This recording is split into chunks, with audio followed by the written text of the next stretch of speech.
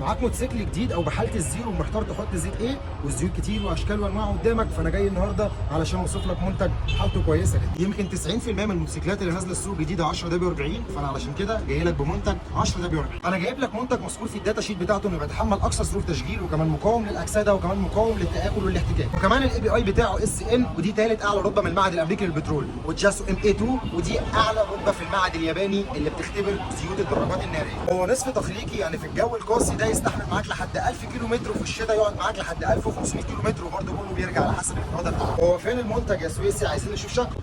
اكسل اكسيون 14 ال 10 ده ب 40. انت متخيل كمان ان البيز اويل نفسه واخد اعتماد من البي ام دبليو وفولكس فاجن قبل ما يتحط عليه مواد كيميائيه عشان يبقى امن على الجير بوكس عندك. اي اس او دي 9001 معتمد ان هو كده واخد شهاده جوده، يعني كل كلمه مذكوره في الداتا شيت او كل كلمه قلتها في الفيديو هي حقيقيه بنسبه 100%. الرقابه عليهم عاليه جدا. عايز اقول لك يا صديقي ان انا بنفسي جربت الزيت ده على الموتوسيكل بتاعه، كانت تجربه ممتعه جدا. تلاقيه متوفر عند اي حد، وسعره في السوق بيتراوح من 320 ل 330 جنيه. وعلشان ما اطولش عليك، انا احمد السويسي، كل يوم فيديو جديد عن عرض جديد ومعلومه جديده، فلو عايز يوصل لك كل جديد اعمل لنا متابعه، استنى ما تقفلش. صدقني يا صديقي انا لما بطلع اقول لك على زيت ده كويس وببقى مجربه على ارض الواقع، وببقى قاري الداتا شيت بتاعته، وببقى متاكد من كل حرف موجود في الداتا شيت بتاعته. نقدر نقول سلام.